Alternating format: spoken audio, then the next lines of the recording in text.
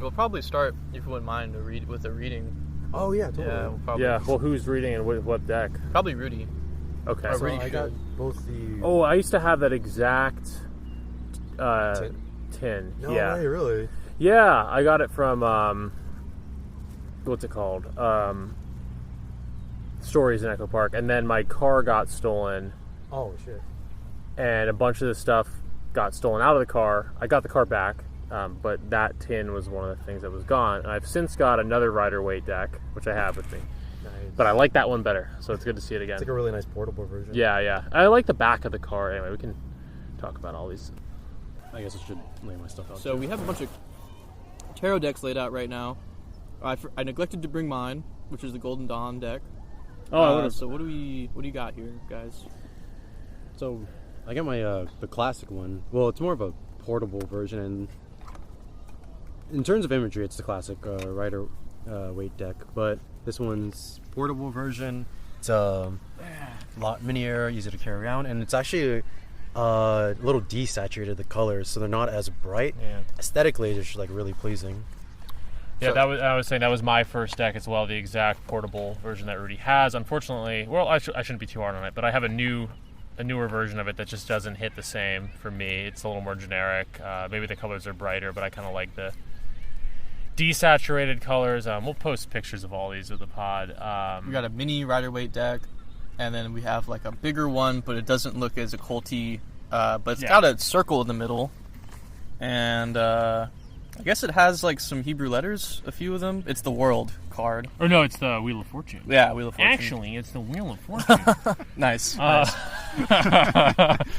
But no, Rudy,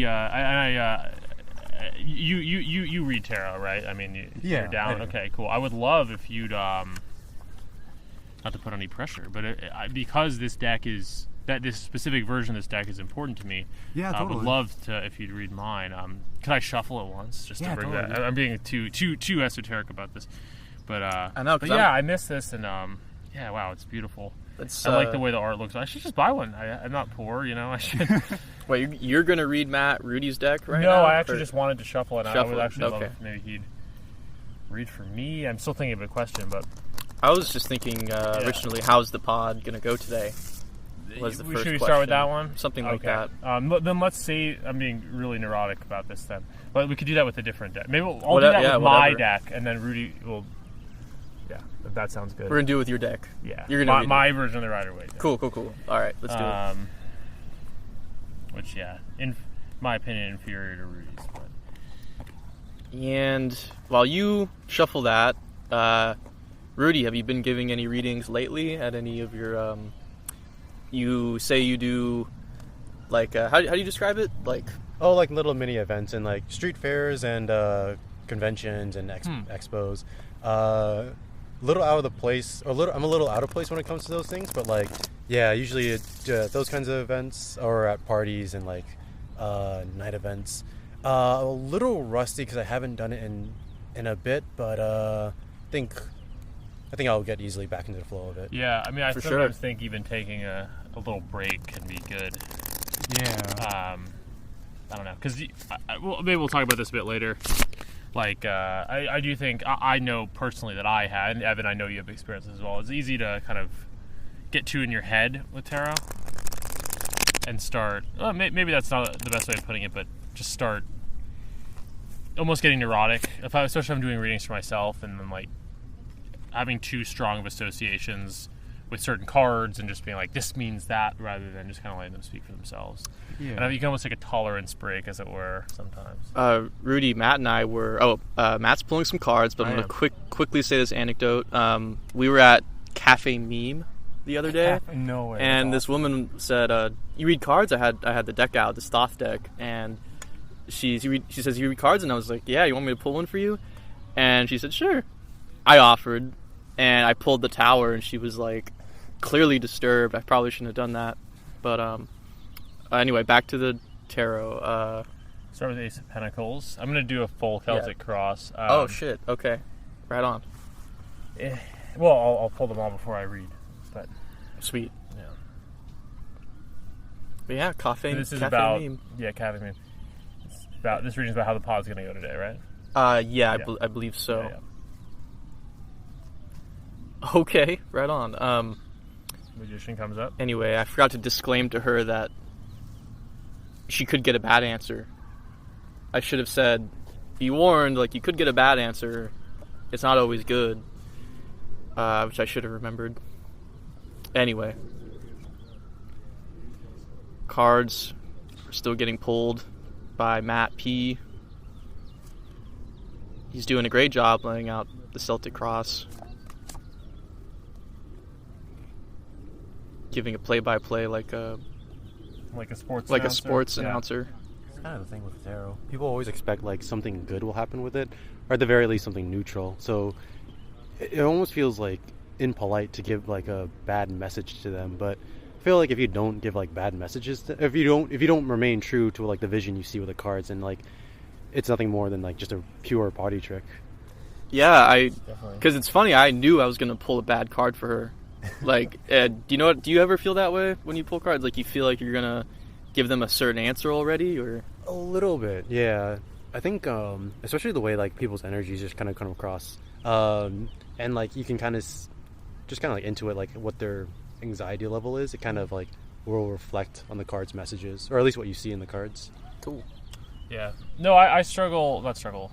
I think about that too in terms of giving people positive readings, giving myself positive readings, because, and maybe this is to my discredit, maybe this is why I need to relax a little bit sometimes, or maybe I've actually been discerning like a small break from tarot as of recently, which maybe I'll get into more. But I read for myself a lot of the time, and sometimes I feel like I think this is better than simply not. I would never lie about what I see in the cards to myself or others. But I have this need to put a positive spin on even negative things, which in some ways I think is a good instinct, because yes, every reading can be positive, right? There's a silver lining in anything, but I do find that sometimes when I'm reading for myself, especially, I'll get too far into that where it becomes this thing of I'm clearly doing this to make myself feel better, and even if it's literally not in the cards for me to feel better, I will try and force that, and that leads to a kind of burnout at times. I often find if I do that, I keep asking the same question to feel better. Yeah. It gives me progressively worse answers, like in regards to perhaps more negative answers. But that's using the Thoth deck particularly, so that already is kind of like I'm kind of coming at it from like a negative connotation of who's behind the card, like who made the cards, and so on. That's the Thoth deck right there, Rudy. We will do something with the Thoth deck at some point today. But anyway, we got the cards laid out. Yeah, I don't know, and I'm again a little burnt out right now. Maybe my spiritual attunement is a little off. I don't know. So I would turn it to you guys. What you see here. This is a simple one about how the pod will go today. Maybe this is too many cards for the pod today, and maybe it's hard not to read into this podcast in general on this. But I'm curious what you guys see. Rudy, I think you're going to have to take this one, because you know the Rider-Waite card. You know the Rider-Waite symbolism better than I do, so... Yeah, and Celtic Cross, if I remember correctly, it goes from like past, current event, future, and then which one was Desire again? Well, I don't know. The way I honestly look at it, I don't know if this is good or bad. I've been told this is past, this is future, but I've also read it the opposite way. And to describe to the audience here, we have a plus sign of cards, and then on the middle plus sign, there's one across the middle card, and in this plus sign, there's one top, one bottom, one left, one right, 2 cards in the center. So that's 1, 2, 3, 4, 5, 6 cards. And then to the right of the cross, or the right of the plus sign of those 6 cards is 4 cards vertically laying on this grass here.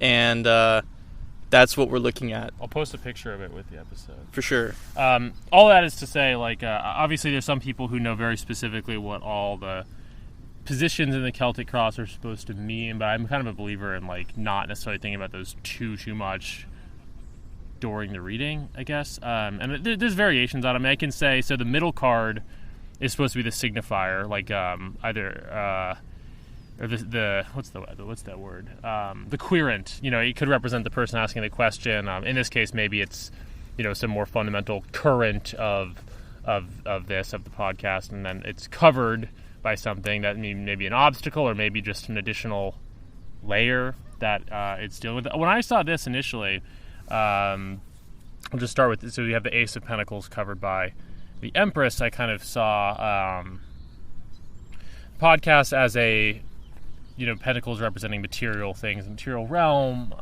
the sort of, and even social relations in a material sense. This podcast, what we're doing, this gathering is a new, Evan and I haven't done one of these in a while, so it's a kind of an ace, a new start of an endeavor that for reasons I don't think we'll talk about today, but for reasons that we do hope maybe will bring us some money for a future project to be named at a later point. TBD secret. But that Ace of Pentacles makes sense. And the Empress, and this isn't exactly the most divinatory thing, it's kind of more just an observation, but the Empress is Mother Nature, and we're here in the middle of this field at Will Rogers State Park. It kind of feels, this is the current, right? This is a meeting of minds, on the material realm to do a podcast. Ace of Pentacles covered by the Empress. Not an obstacle, but a setting, so to speak. And then typically, in direction that you read, I've always been told, like the Magician we have here on the left would be past, and the Four of Swords would be the future. Rudy, any thoughts so far on this? Yeah. Oh, just on the middle one. It's funny that you mentioned obstacles with the Empress. So this is a very familiar formation as another guy who I've seen read tarot. I'll get into that a little later, but he uses, I think it's called it's like one of the oldest decks, or oldest known decks for like tarot, the Marseilles deck. Yeah. And the Empress, it's a really weird kind of like difference between the Empress of the Rider-Waite deck and the old Marseilles deck. Mm-hmm. Empress, for me, ever since I got one of his readings, meant more of like someone who was very like reserved, cautious, in a lot of power, but kind of reserved, kind of wants very, like I said, cautious to use that power. So when you said, and in the Marseilles deck, she holds the shield, and she holds it extraordinarily tight to her, to the point where it's cutting into her ribs. And so it's kind of funny that that's like our barrier over the Ace of Pentacles. And Ace of Pentacles, I agree, it's like the start of a new adventure in the material realm.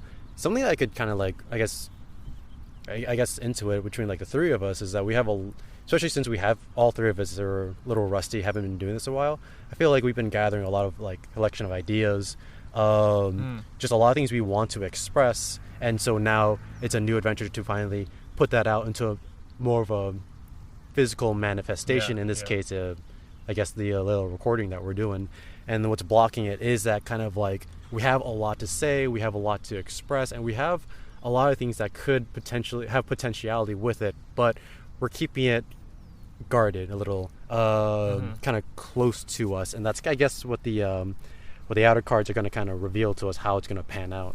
Yeah, I like that a lot. That was awesome. Yeah. Okay.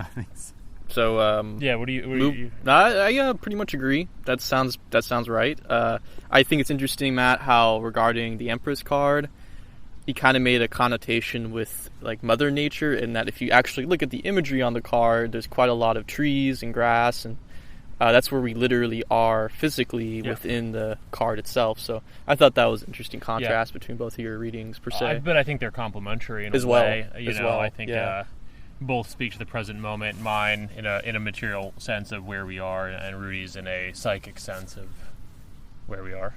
Epic. Like a nice balance. Yeah. All right. So we did the middle. We don't obviously with any reading, and this is a reading with, as you said, 10 cards. So I don't know if we'll read each and every one, but the recent past, the Magician. That's when I was pulling that, Evan, you kind of exclaimed. That obviously getting the Magician's always a good thing. A sort of validation of our own respective esoteric knowledge. Our own level of ability. We met at Meme Analysis's event last April. All of us did. And that we all come. We're not total noobs, in short. And then the Four of Swords is it's a good sleepy time card, so to speak. And the Four of Swords Lord is of on Rest from Strife. Is on. So the Magician's on the left side of the middle card, and then the Four of Swords is on the right side, just so everyone knows. Yeah, representing the future. It's called Lord of Rest from Strife in the Hermetic deck, and then also in the Thoth deck. And we see that too on the Rider-Waite, that it's a sleeping figure. If I pull this when I'm doing a one-card reading, it's often it's a pretty straightforward card in a way. Take a break is often how I read it, and I think in our case it's not a break, but hopefully, the sun is shining. It's a lovely March 24th Sunday. That this can be a hopefully pleasant and relaxing experience for us is kind of how I read that. Yeah. Do you have any thoughts, Rudy? No, yeah, that was really well put. And I do agree with the Magician. It's kind of like actually that's a really good way to put it. Actually, the Magician, because Magician's supposed to be kind of like the technician kind of guy where he has a lot of technical knowledge. So that being kind of like in the past or coming from that sort of baseline, it is a bit of a reassurance card. Four of Swords is kind of weird to me. So swords are supposed to be more like the mental realm, like kind of air, kind of like our higher thoughts and stuff. Mm-hmm. And so the way I always interpreted Four of Swords might be a little bit different from what's kind of like usually said about it.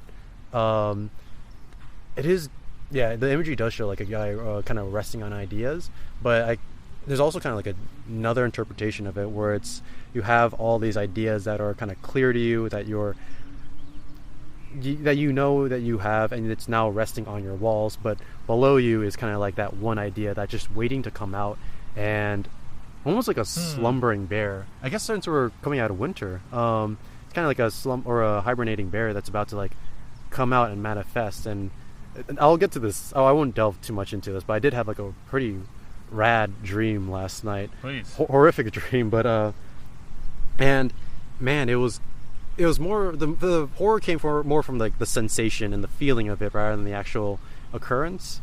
It was one of those dreams where like a bunch of nonsense happens, and then I was in a cave, and there was a cliff and a hallway at the top of that cliff, and I climbed onto the cliff, and there was a door that closed in the cave, and so behind the door I could just hear a bunch of whispering and a voice of saying words that I can't remember, but it had a very awful just aura to it. And I woke up right after that, and when I woke up, it wasn't actually me physically waking, but it was kind of like that halfway point, not sleep paralysis, but I did feel, because I wasn't sleeping on my back, because that's how I think sleep paralysis triggers. I was sleeping on my side, and I remember like this, like a dog, but really long, like kind of like a borzoi, kind of just like crittering on my back, almost like hugging me in a sense, but not like in an enveloping way. And I took a metal object, like almost like what do you call those, like an axle screwdriver, and started stabbing the air. This has gone way up. No, it's okay. And it's like that in itself is like a sword, and I think it relates. And I didn't know if you saw this 9 of Swords at the bottom here. Yeah, that's and this for me, this, and again, Celtic Cross, whatever on what each card indicates. To me, this is like the unconscious. Yeah. And we have the 9 of Swords. Not to jump ahead, and please, I think you probably had another thing to add. But no, I actually, think this relates, and I also think our ultimate outcome card here, which is the Knight of Swords. I think all these swords cards are probably in dialogue. That is certainly related to you stabbing at the borzoi. No, not at the borzoi, just at the air. And I was like yelling random words I can't even remember. Again, this is I'll leave you guys up to interpretation on that one. That's an interesting one. I think it's synchronous with some of this reading in terms of Four of Swords, sleeping, and you were tying this hidden sword, this hidden idea coming into manifestation. And I see that. And that what is the bottom one again? 9 of Swords. That's 9 of Swords. So that was bottom from the middle is 9 of Swords, just for the audience. But we haven't looked at the top of the plus sign yet, the 2 of Wands. Right. Dominion in the Hermetic deck and the Thought deck, it's called Dominion, or Lord of Dominion. And, even in the Rider Waite, we see it's a man, sort of imperial-looking man holding a globe. He has Dominion and looking over a castle wall of sorts. He has Dominion over the land. It's a powerful card. It's a card of power and having control over one's faculties. Wands, being sort of a suit representing creativity, initiative. How would you put that, Rudy, with wands? You said it very well with the swords, higher thoughts. What the difference between wands and swords is sometimes hard to explain to people. So swords is more like intellect and like higher thoughts, and like it's not of the material realm. That's why it's kind of like air. Right. Wands though it's not as grounded as the pentacles, but it's a bit more grounded. For me, wands always meant like fire, right, motion, and like what you said, like initiative. Yeah. And they are action. phallic. Like we can. Yeah, that's name true. that too. Phallic is beside the swords and the wands. Is what I meant. Swords, but okay, not to get grossly sexual, but not talking about dicks too much. Yeah, swords are kind of higher thoughts, air, whereas what's represented by the like the phallus or the erect phallus is this sort of earthy thought, right? Like there is an element. It is like a little bit. It's like fire. It's a plasma. It's not quite matter, but it's almost the marriage of air with earth in a weird way. I don't know if that's what most esotericists would co-sign on to, but it's this kind of in-between thing. I might posit that I made a roll of phallic imagery essay in regards to film production, and someone asked me, okay, now do yonic. So really quick, is there yonic? Like, so if we're applying that the wands and the swords are phallic, would that mean pentacles is the yonic? It's of the. I mean, we're dudes, so immediately we're like what? We're like the phallus. But I just wanted to quickly kind of segue into the women for the women. I think of the. All right, I'm cards. just gonna spit off the cuff here. I think that wands are the most truly phallic of the. Shit. Cards blown away here. The cards are blown away. Yeah. I think wands are the most truly phallic suit. Swords also are somewhat phallic, and I think cups and pentacles are yonic. I think I agree with that because they both cups receive liquid. I know that's kind of weird to put it, but yeah, they do receive liquid in like a Jungian way. And then even the pentacle is kind of like a hole. If we're gonna go there, it does. It is a circle. Yeah. Yes. So that's what I would speculate. I don't know if there's a better Jungian or esoteric answer to that, but that's kind of how I view it. Cups and pentacles are the more yonic cards. Swords and wands more phallic. But all can be. There's some what's it called? Flexibility with this. Women, of course. Regardless, you don't want to get hung up too much on the phallus. The suit of wands is relevant to women. Suit of pentacle is relevant to men, et cetera, et cetera. It's not limited in that way. But if we're talking about biological elements like that, that's how I would spin. Feminine and masculine traits of the cards. Well, even like the more symbolic, or not. Well, not like, I guess, like sexually oriented. It's more like energy too. I would definitely agree. Cups, because cups are like emotions. It's kind of a stereotype, but that is very much like a more feminine kind of trait. So is earthiness in a way. Yeah. As Palia and others would comment, woman is kind of more rooted to the earth and the physical world by things like getting pregnant and her period. These things. All of course, of which I'm not trying to be too limiting in my discussion of. But. Speaking of the moon, we're at a full moon in Virgo today. Is it Sunday tonight? Yeah. Yeah. Well, it says on my application, 99.8% full. Right. And I am Virgo Sun. What are you, Rudy? Do you know what your astrology is? Just all I know is I'm a Taurus. Okay. Taurus sun. Taurus, which is one Okay. earthy sign. Nice, cool. Yeah. I just wanted to briefly broach the moon on Absolutely, that topic. yeah.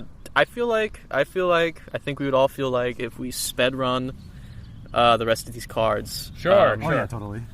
Yeah, I mean, so we have Two of Wands, Dominion. That's like a more super egoic or just egoic card versus the unconscious of what's below. That's probably how we feel. The bottom part. Yeah, internally. Yeah. things like Rudy's dream and other misgivings, but But you then know, on top, a we're baseline control. right. But It's not on, the on- Emperor, but it's so the Two of the Wands, bottom yeah. is we're feeling pretty. So the bottom is a dude in bed and he's pretty upset. But the top is like Dominion, and maybe that's how we feel about making this podcast. The top, that we're kind of establishing Dominion of our none of us are in any intelligence, major kind of. right, and even just in a more immediate sense, none of us. Well, correct me if I'm wrong. None of us are in any immediate source. We don't have really immediate sources of stress. We're just kind of having a day at the park here, and we're in Really? control of this thing. Right. Yeah. Speed run the 4. The which, 4 on the right. the Okay. 4 on the right, which is often how Vertical. people do it. You know, they're pulled sort of in quick succession. And this is where even though I've done a good amount of Celtic Cross readings, I sometimes forget what exactly is supposed to mean what. I mean, some people are like, this one that represents, your home environment. This one represents your hopes and fears. I think, second to last is often hopes and fears. I don't... Matt, you think we should let Rudy take these last 4 away, Sure. perhaps? Yeah. If I'm you also want. not the most familiar with the last 4, but I did want to give a quick summation on these 2 cards, the top and the bottom. Yeah. I do like that. There's kind of a juxtaposition between the Nine of Swords, which I always associated with neuroticism. You literally, yeah. one of your thoughts, you have so many thoughts that they're stabbing into your head. Yes. You wake up in agony. Versus the Two of Wands, which is a very prophetic and very hopeful card, like what you were kind of mentioning.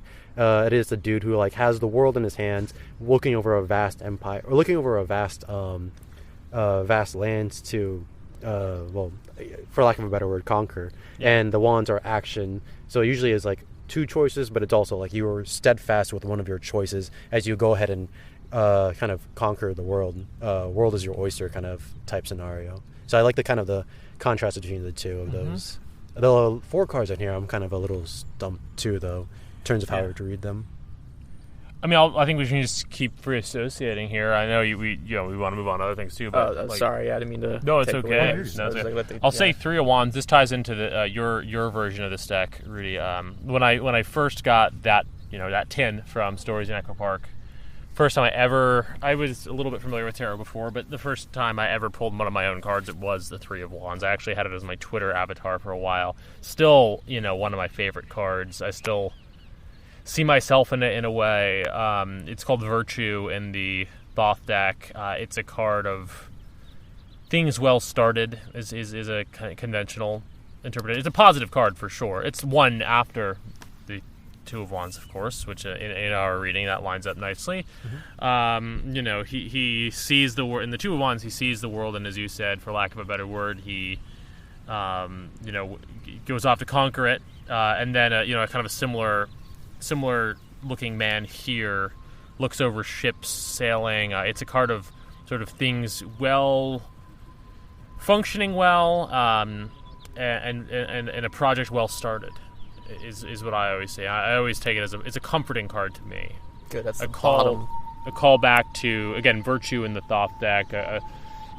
There's so much of tarot and esotericism in general is doing shadow work, right? In a Jungian sense, this 9 of Swords kind of represents that here. Is coming to terms with dark things, maybe even exercising dark impulses in certain ways, cautiously. But there's also a side of it which is a call back to the light, and to just simply do what you know is your responsibility, your duty, what you're good at. And the 3 of Wands is a kind of a comforting card of daytime, of just be virtuous, man. Just do what you're doing. Just do what you're good at. That's the bottom of the vertical row. It's the bottom of the vertical. We got the 2 of Cups called Love. Sorry, I use the Crowley deck, the Thoth deck, a lot, so I do think of those terms immediately. But it's called Love in that deck. It's a card of friendship, for sure. We have 2 people sharing, handing each other. It's 2 of cups. Each one is handing the other a cup. This is the, it's a card of friendship, a card of social discourse. Again, all of this is no huge insights here, but I think both of these cards sort of tie into more of what we've already said about our kind of general vibe of being here, right? Not 10 of Wands is interesting. Kind of like you were saying, Rudy, with the 9 of Swords. It's a card of neuroticism. In the case of Wands, it's neuroticism ties very, very, very well in with Swords because it's about thinking and higher thought, and doing that too much is neuroticism. The Wands, as they go further down the numbers, 1 to 10, towards 10, they also kind of have a negative aspect, just like the Sword. This is a little bit beginner material, but I'll say it anyway, for people listening, because I this kind of blew my mind a little bit. Or when I was first learning about tarot, it's interesting. There's obviously we talked about the 4 suits, going from 1 to 10, 10 cards in each suit, right? And the way you start to understand the difference between the suits, other than just being told that swords are air and thought, wands are fire and initiative, cups are water and emotion, pentacles are earth and material possessions. The way you understand, beyond just hearing that, which is didactic in its own way, but beyond that, you can sort of think about the way they change as they go from 1 to 10. In the case of cups, more emotion.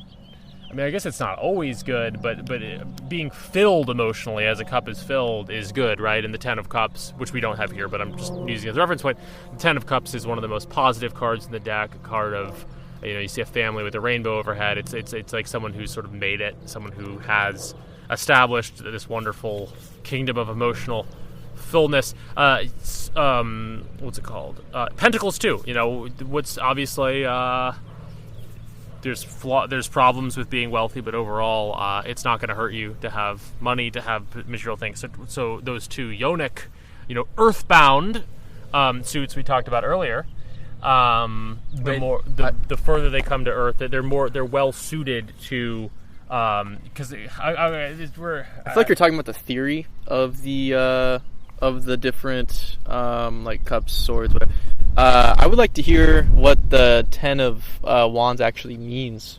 Did I just somehow blank out and just miss what you I'm said? getting there. Oh, I'm sorry. No, it's okay. Maybe I'm being too verbose, but I do think it's interesting. He's saying the highest extent for all the suites, how they all work out, and it is kind of interesting that you're saying there's a dichotomy between the Yodic, phallic and Yonic thing. Yeah. The wands and the swords are well suited. I mean, the aces are kind of good in all of them, but the wands and the swords are kind of well suited to those higher up cards. They exist in the maps onto the tree of life of Kabbalah as well. They're well suited to the higher up Sephirah, because they're ethereal things, whether it's thoughts or initiative. It's from high. It's from on high. Whereas cups and pentacles are very well suited to the lower realms. They're very well suited to the earth. Rain falls, right, and the earth is simply down here, grounded. Yeah, exactly. But what's interesting, and this is where the 10 of Wands comes in. The grounding for the swords and for the wands is not flattering to their dignity and to their character. So yeah, lower down swords. That we have the 9 of Swords here. The 10 of Swords is even worse. It's someone who's actually been stabbed. Yeah, very bad. Same, maybe a little less bad, but still pretty bad with the wands. And what we have in the 10 of Swords is a man who is overworked, carrying 10 wands at once. His back arched, back, kind of with his tail between his legs. Grug language. The higher the number within the wands and the swords, the kind of more negative connotation that we've kind of precisely. And we do have a 10 of wands here. So got it. A traditional Celtic cross reading is these are hopes and fears, and perhaps this represents a certain level of fear. Again, I try not to be too literal with what card where means what, but this is the risk, or this is perhaps even what's coming and what we're going to have to fight through. Maybe this applies less to you, Rudy, and for today. I mean, I think today we're just going to have, today is going to be more this, 2 of wands, 4 of swords, kind of chill and good. But with this podcast in general, there's cycles of work and it's easy to overwork oneself. It's easy to try. It's easier to bite off more than you can chew, and I don't think we're doing that today. But that is within the realm of what we're doing. Now, the final card is the Knight of Swords. I'll shut up for a second. If either of you two have thoughts on it, but because I actually am not 100% sure what Knight of Swords, this ultimate outcome of all this, really means. My first intuitive thought is that's us, and we're like knights charging in with our intuition and intellectual prowess to present to the audience or the internet, what have you. It really wants to come out. It's like we're asserting ourselves into the internet. That's my first intuitive thought, not really knowing Knight of Swords within the Rider-Waite deck, because I've never actually used the Rider-Waite deck. I just use a few different decks. We can talk about that later. But yeah, Rudy? Oh, yeah. I guess I'll go really briefly, but sure. So I do agree with you on the Three of Wands. Again, about action, and it is like the next step forward from the Two of Wands. I always saw as the merchant overlooking his vast empire, trade empire. And he has like just again steadfast on the one stick. Two of Cups, again, like we said, great partnering. Not even connotations of like cliche romance, but the ability to trust one another with your emotions and to kind of have that bond with another person. Ten of Wands, again, totally agree with what you said. And just to add one more thing, he is blinded. He's taken on so much responsibility and so much action that he's now blinded, has no idea where he's going. And then Knight of Swords, and I agree with Evan. So Knights, I've always kind of associated with kind of the will to action. It comes right after the what's his name, not Popper, the Page, yeah, the Page. Pages are about like the kind of the apprenticeship realm, whereas Knights, they're the next step forward. They have more knowledge. They're more concrete in what they want to do. They're more solidified in that. And so Knight of Swords, we have this grand idea that we want to kind of pursue. And now that we are a bit past the apprenticeship level, we are able to kind of like jut forward. Knight of Swords is probably one of the most vigorous of the knights. Really charging forward, having those thoughts that he wants to manifest into reality. So to kind of like read it all together, we have the grand vision. We have the ability, not to say in a cynical business term, but like we do have the connections with other people and other people who we can talk about these things with, kind of to manifest what the dreams we want into reality. This one we covered a lot, but it is about the burden that will come forward from that. But this one is, of course, our spirit in all of this. Yeah, I agree. Yeah, our spirit. This isn't the most mind-blowing, hidden things coming to light reading, but which is not in a bad way either. But I do see Knight of Swords as a very simple representation of the spirit of what we're doing here in the first place. I really like what you said about the Knight as a kind of advancement past the Page. Explained in the Thoth literature, but also I think corresponding to this deck, to the Rider-Waite deck, and to the Golden Dawn interpretations. There's a sense that the that the knights, the court cards also represent kind of different elements in their own right. So you have the Page represents earth, the Knight represents air, the Queens represent water, Kings represent fire, and wand, etc. It all maps, right?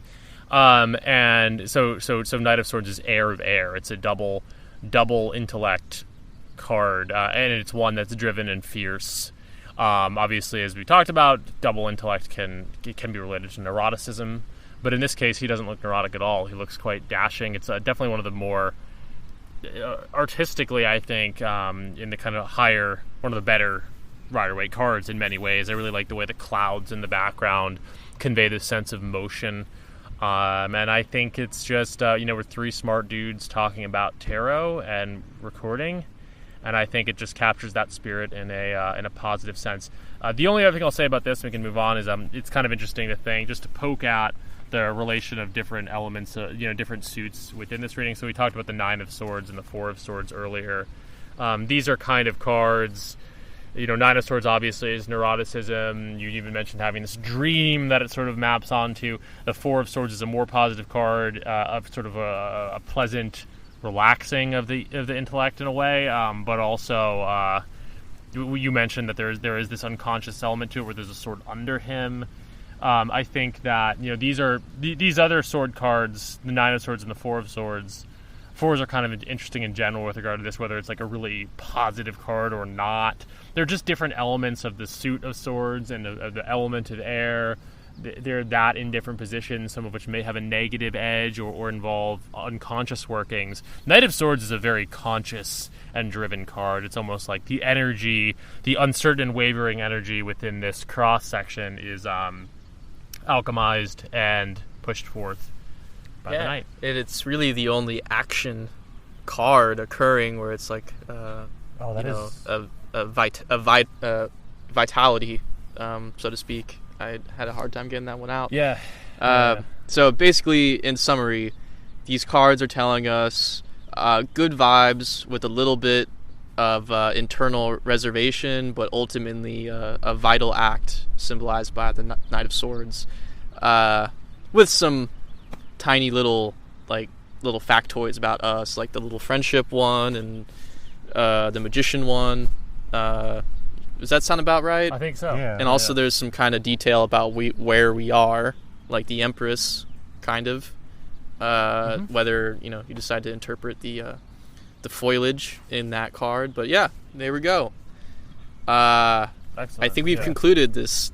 That was a big ass reading. That took us about 40 minutes. No way, that was crazy. But that was badass though. Not if you only 40 minutes. Dang. No, it was awesome. I feel like I really want to see the other cards. The other decks. Oh yeah. Because I want to ascend the mountain soon. Yeah. Oh yeah. So that'd be great. We can do this quickly. That was great readings. Yeah, thank you. We all did a great job.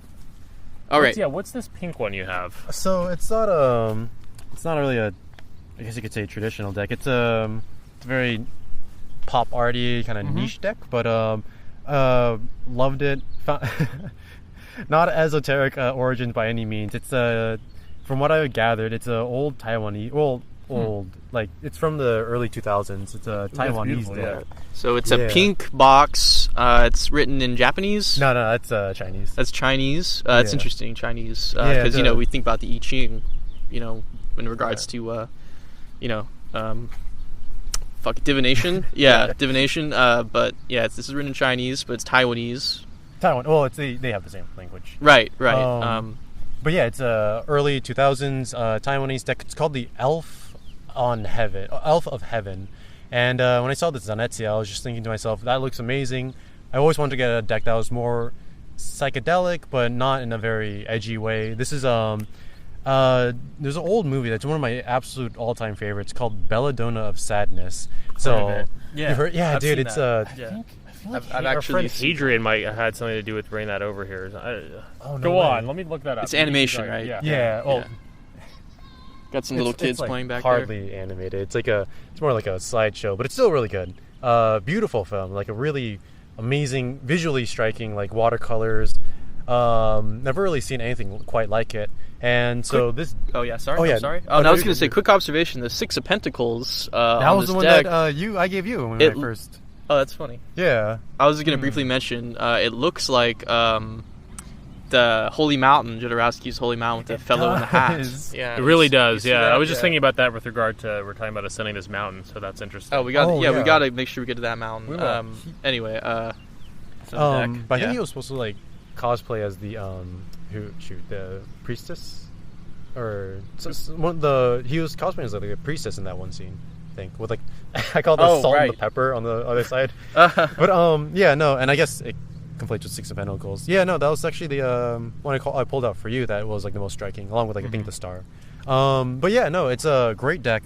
It's based on the Rider-Waite, just like slight variations, but the art style is supposed to be like Belladonna Sadness, 70s style Japanese pop art, very very psychedelic. I highly recommend if you guys check it out. But it's been one of my favorite decks. It's very pretty, it's very beautiful. pink. So those are your two decks that you brought. Love it. Wait, what's on the back of it? It is Just like flowers. flower patterns, like yeah. Yeah, just to finish the thought there, this guy we know, Hadrian Belov, I don't know exactly what he did, but he used to run a something called Cinefamily in Los Angeles, which was, they did movie screenings and they got, kind of rare prints of movies. I think he had something to do with getting Belladonna, distributed on the stateside or something, or maybe like a new cut of it or something. But yeah, that's why I know about it, and I haven't seen it. But We'll have to look into that. Yeah, I really like the way these look. Yeah, I'll ask you more about that later. They're I very cute. have to refresh myself what the details were, but yeah. So Matt is playing with Rudy's cards. Yeah, that's great. The tennis sword. I love the tennis swords on this. Yeah. Very pretty. Yeah. I like my cards scary. I like them scary and serious. But I mean, they're all equally useful, I suppose. You Yeah. get 9 of swords in this one. It's very similar to the Rider-Waite, except the girl in the card looks a little more, a little less distressed than the guy. To say the least. Yeah. The guy in the Rider-Waite. But like more like. But definitely not. Yeah, like No. Still, She's more like same meaning. like it's like a little less like. Shocked, but more like Peaked? yeah, that or a like word? what's another word for like PTSD without, for lack of a better word, PTSD. You get traumatized. Traumatized. Yeah, That's yeah. it. Excellent. Evan, do you want? I mean, you don't have to ask any personal questions on air. We can cut them out. Do you want to? Ride? You're kind of scared of the thought deck, right? Oh yes, I kind of am. Well, I could explain why. Yeah. So let's take a look at the cards, may I? Yeah, Thank yes. you. So I have the Thoth deck in my hand. Me personally, upon learning how to use cards, I was pulling some every day, and I've always had a negative association with Aleister Crowley, and I think that's a fair thing to say, as well as like just looking at these cards and understanding where they come from regarding the OTO and who is behind the cards, not just Crowley himself manifesting them, into the physical, but more so Thoth himself, the ibis-headed monkey. I think that's what he is.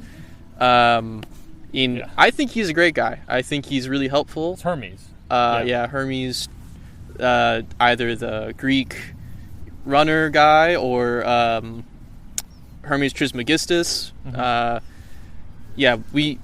associate Thoth positively, but also negatively in that I find him to be a bit more of an active deity, in that it's not like God himself is an omnipotent, all-knowing thing that works in mysterious ways. I feel like when I'm interacting with the Thoth deck, I'm actually interacting with Thoth himself. Although, I must say that when you read the booklet that goes with the Thoth deck, it specifically says you're interacting, if I'm not mistaken, with Iao. It's spelled I-A-O, or Iao, and so it's not technically Thoth, right? But it's called the Thoth deck, so how could I, it's not like I'm just pulling things out of thin air. So basically what I'm saying is that you could disrespect the cards, is what I believe, in that you guys are out here, this isn't true, but you guys are out here like pulling the card, like for example Matt like shuffles the cards like he's like fucking playing at a poker, like playing poker. But me personally, I try to like treat the cards more respectfully, because I kind of have this belief that there goes Matt shuffling the cards. I just don't see it as disrespectful. And that's the thing. I feel like I'm supposed to treat them respectfully in my own way, personal way, in order to get the answers that I like, the most accurate answers. And that's in regards to the Thoth deck. And a lot of that has to do with I've ascribed so much meaning to the deck that I'm manifesting these things on my own, kind of how I think they're supposed to work and stuff. Because I've done that thing we kind of talked about earlier, where I'm pulling the cards, trying to get certain answers, and I feel like I pissed the cards off.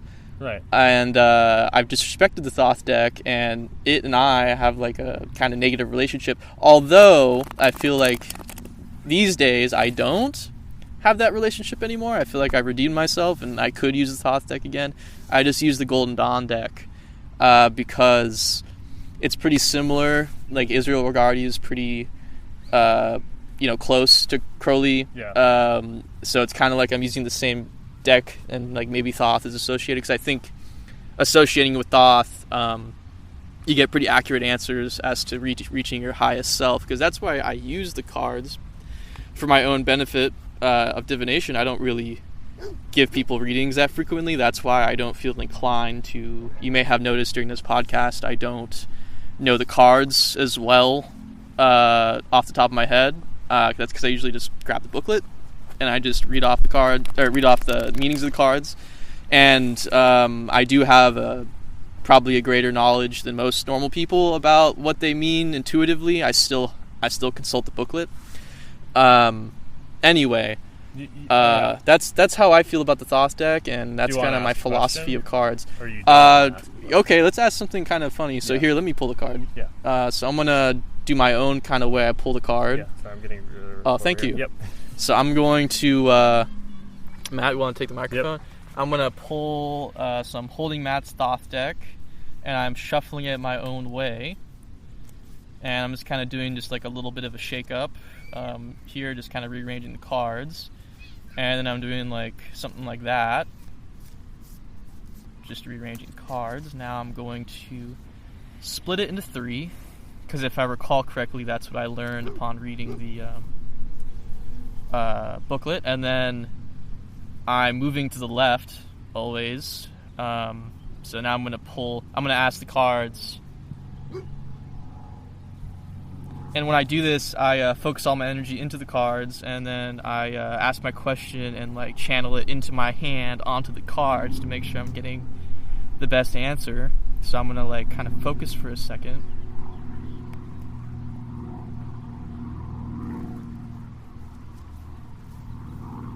Oh, so I asked the cards, "How do you feel about me?" And it gave me completion. So it feels like we've kind of like redeemed myself. With the deck. Like I kind of went through like a good era with it, I went through a bad era with it, and so during this pod I kind of redeemed myself in the face of the deck, in that I could start using the cards again, because I haven't been using them. So, yeah. I hope that makes sense. Hope that doesn't sound so like fucking schizo, but like no, I get it's it. fun. It's fun. And like another thing that I think is really interesting is that if I when I put the cards down, right, what I like to think is happening, I have no idea what's under the cards, right? So I like to think that as I'm pressing down, like the cards are rearranging to give me the right answer, because who really knows what's underneath the card? Yeah. So that's like the fun part for me when I'm like asking it questions, because it could very well be like a spiritual force that's speaking with me. But I do believe that these spiritual forces, depending on how you treat them, are benevolent. I think so too. I mean, you seem to take, the notion of, is it IAO, is it Thoth communicating seriously, and I'm not denigrating you for that. I don't really think about that much. I'm a little more Jungian / agnostic about the approach. I'm not even saying that's better. I just don't necessarily think about any specific being or deity that I may or may not be communing with. I think I view it more as like just communing with fate itself almost, and then the deities and archetypes are almost within the deck. But that being said, I mean, obviously there is a reason it's called the Thoth deck. There is a recommendation to invoke IAO, I think, in the booklet. So listen, I mean, that's just not my area of expertise, but yeah, I mean, I think we have slightly different approaches, but I think both are valid. Rudy, did you want to? You don't have to, but you want to ask a question of any of these decks, and I can read, or everything. If you don't have to, I just put the cards in front of Rudy, but I just did it for fun, just to show him. I have like a few points, and some of them I can probably bring up later when we ascend the mountain. But I'd say I'm closer. I am familiar with how Evan reads the deck. But I think I'm much closer to you, Matt, where I don't really ascribe. Not saying that there is no magic, I'm not saying there is no magic with the card, but for me, it's more about viewed, I guess, from a more grounded level, I guess, where I view it more as like a series of like repeating patterns and archetypes, and from there you can intuit like different stories based on different contexts. So it's like a story with a the infinite amount of like points, but there are like archetypes and patterns that you could like then follow. So I guess I'm closer to how Matt reads it. But I do really like. Now, when I say that, I'm not saying that as if that's like the only approach to reading tarot. I actually really enjoy it when people go fully based on just pure intuition or pure energy, how they read the cards. It's kind of like how Evan approaches it. I always enjoy that. Large part of it is just because like I don't know how that works, and I think that's like really interesting. Second thing I want to bring up, and I could probably talk about this more a little later when we ascend. The whole forces behind choosing the cards. That one, I hope you don't mind me bringing this up. About a few months ago, you sent me that text of like how you asked me if when I pull tarot cards, does it feel as though I'm consulting like a demon, or am I consulting someone? And you brought up synchronicity. It's kind of crazy because around that time, I was getting really into this very schizophrenic conspiracy theory. It's getting a lot of traction recently. It's called the Nephilim looked like clowns. And he was talking about, I'll give like the general gist of it right now. I'll probably expand it more later, but he was talking about how the Nephilim, are you guys familiar with Nephilim? It's like an angel. Yeah, angel, like the offspring of like angels and humans back in the Giants. Like, they're giants. Yeah, and like how and I can get into that more later, but a whole bunch of stuff happened, and they're eventually rendered into demons, and they now kind of inhibit a different realm from us, a lower realm that's not physical. And it's crazy that you mentioned like are there forces that control what you pull, guide these kind of like negative thoughts. And it just, I don't know if it's I can really tie it in, but it's really funny that you mentioned that when I was getting into that, because I do think that there are forces that do legitimately cause you to pull different things. It doesn't just materialize out of thin air. But as in regards as to what those forces are, it's kind of like it's kind of a mystery, but I always had like a bad feeling about it. And that whole schizo conspiracy theory about the Nephilim look like clowns was kind of like one avenue to espouse like kind of like how they could be negative forces. That's where I kind of fear things coming from.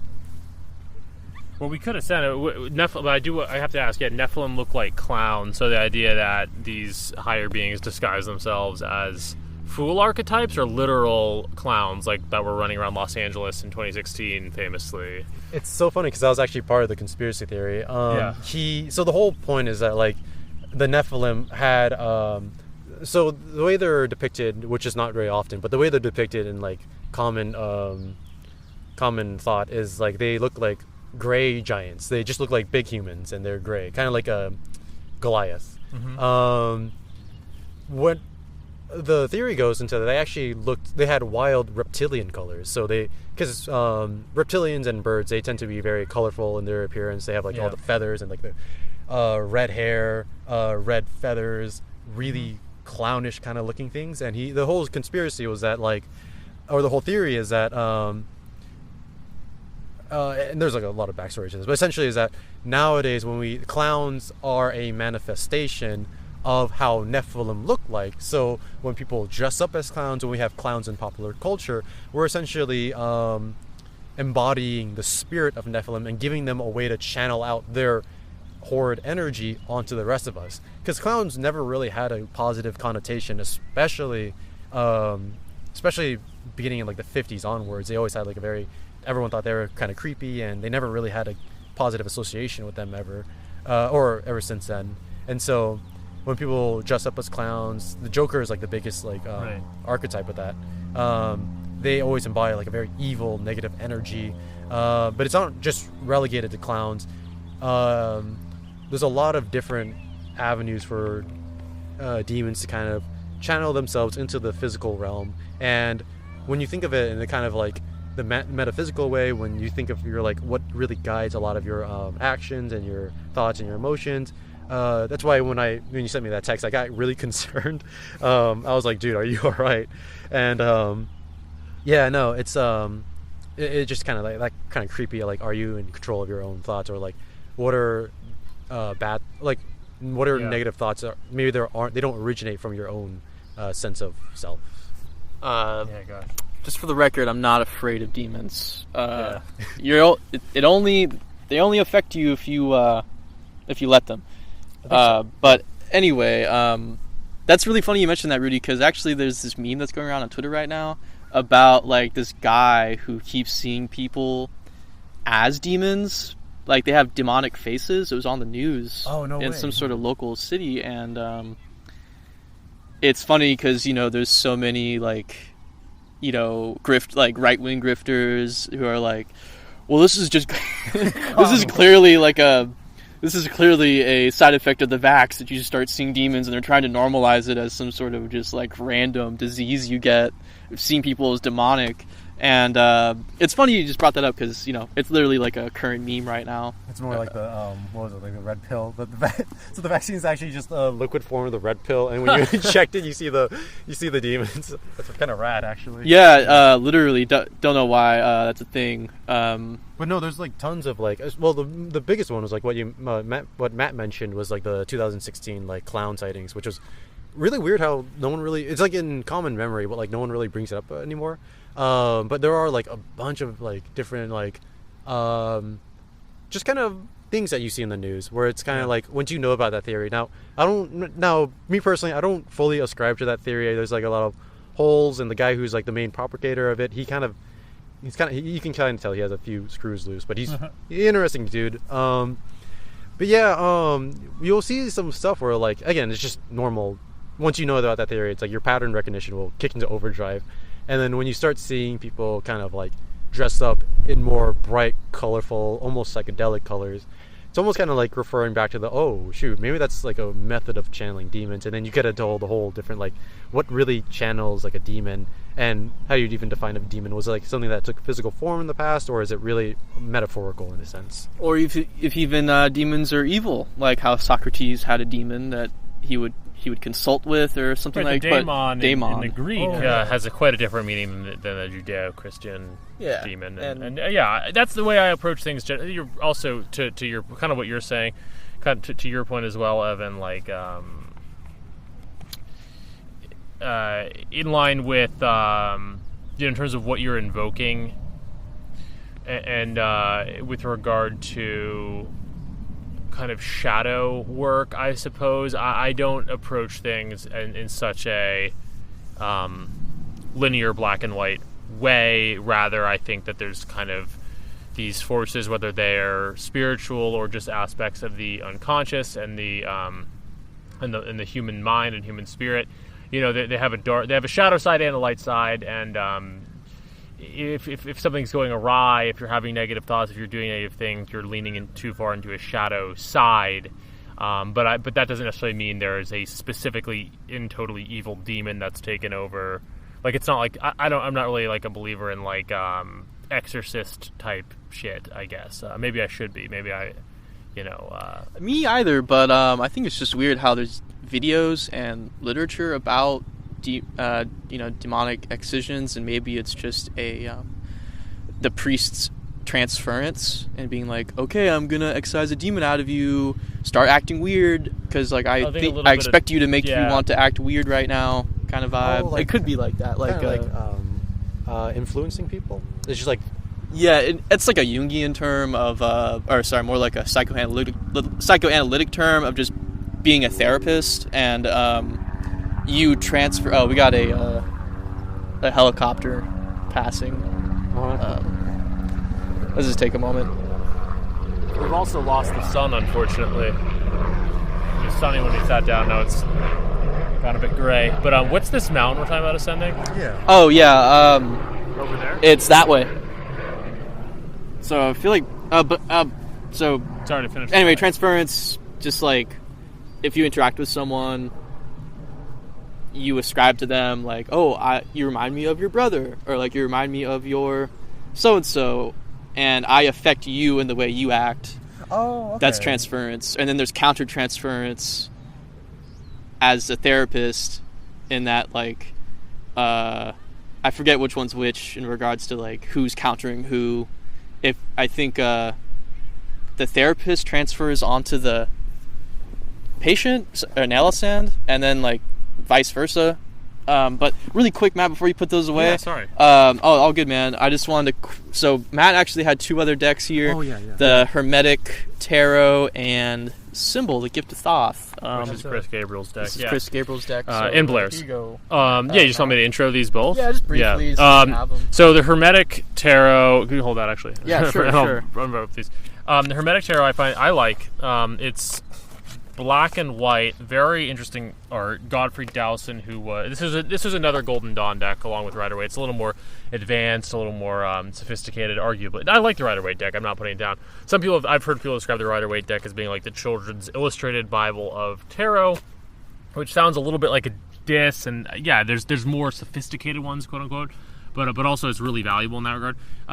The more advanced ones like Thoth and Hermetic are a little less like the Five of Pentacles we have on top, and it's just pentacles with a lot of astrological and alchemical imagery. The Thoth deck is more. This is like a midway step between the Rider-Waite deck and the Thoth deck, and actually it's quite close to the Thoth deck. Honestly, I'll pull out some examples. It's a little more. It's like more, for a more like deeply initiated person, quote unquote. Arguably, again, this is all a little bit subjective. Some people would say Rider-Waite really is where it's at, etc. But you can see on the Thoth deck, which is in full color, that it's kind of more in this wavelength of having a picture of 9 cups as opposed to the sort of illustrative scenes on the Rider-Waite deck. Hermetic deck, and then they also have names. Which Thoth and Hermetic both have names. Lord of Material Trouble is the Five of Pentacles. Happiness is the Nine of Cups. It's they're just didactic and illustrative in a totally different way than Rider-Waite. Rider-Waite kind of does have these children's illustrated Bible-esque scenes with people doing things, whereas Hermetic and Thoth delve a little bit further into just like pure imagery and symbol. On the subject of symbol, our friend Chris Gabriel, Meme Analysis, made this deck, Symbol, the Gift of Thoth. It depends on how you define a tarot deck. It doesn't follow the major arcana, minor arcana structure of these, but you could still call it a tarot deck. It's still very readily usable for readings. It's just pure symbol.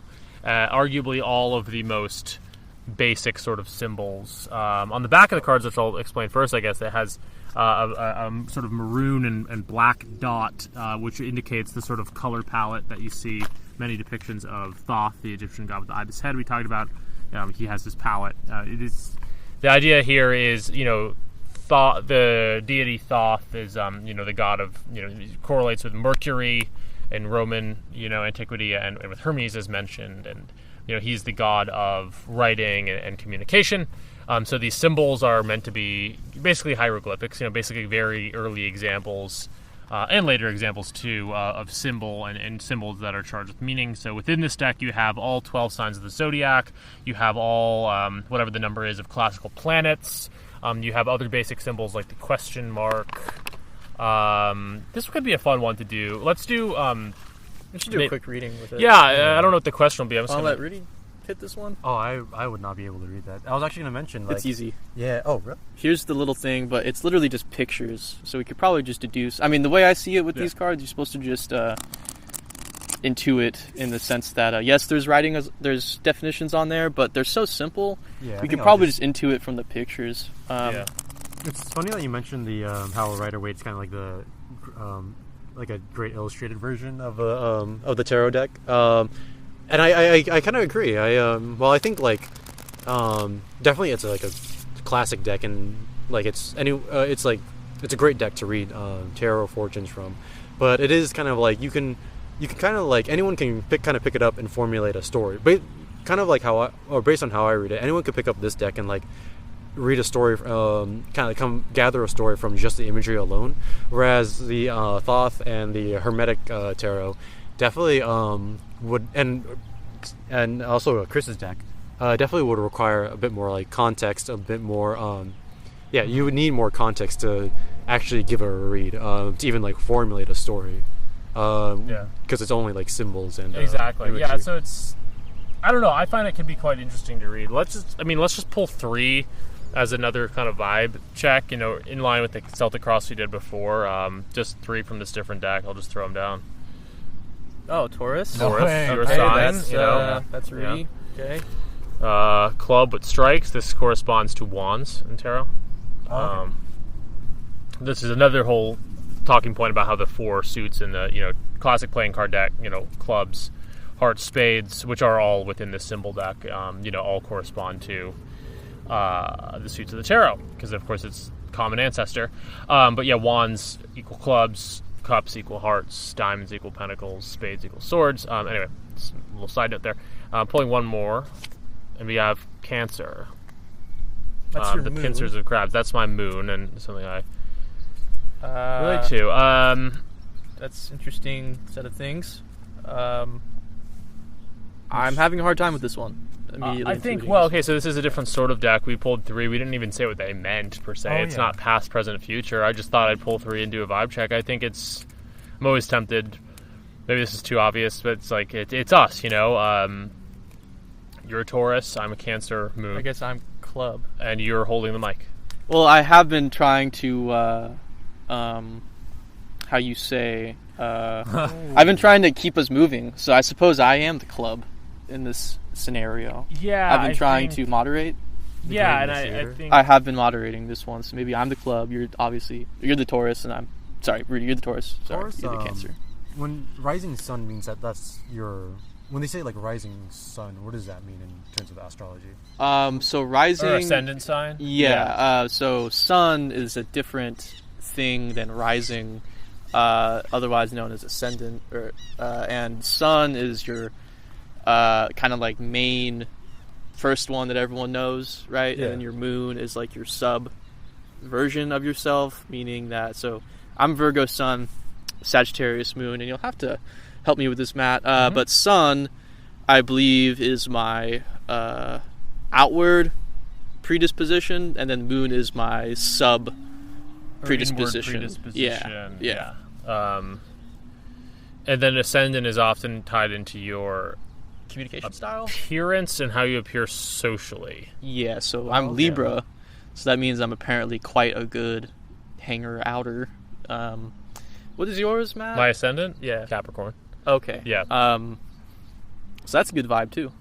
Something. Yeah, I'm, the specifics of what one indicates versus the other, I'm not the best astrologer to talk about that, but, I definitely vibe with the 3 main things on my chart: the ascendant, the sun. I'm a Sagittarius sun, and a Cancer moon, as discussed, and I vibe with all of them in different ways, and I vibe with the Cancer moon thing a lot. Yeah, Cancer is also dominated by the moon in terms of planetary domination over signs, so it's kind of a double moon dose, and it ties into the way I see myself a lot and the way I understand myself emotionally. To bring back to this reading, I think maybe it's a little bit basic bitch, but I think that to view this as the 3 of us, Taurus sun, you obviously, as discussed, Cancer moon, me, and club for Evan, it's not like these are 3 of our sun signs, but there's 3 pictures of us from 3 different angles.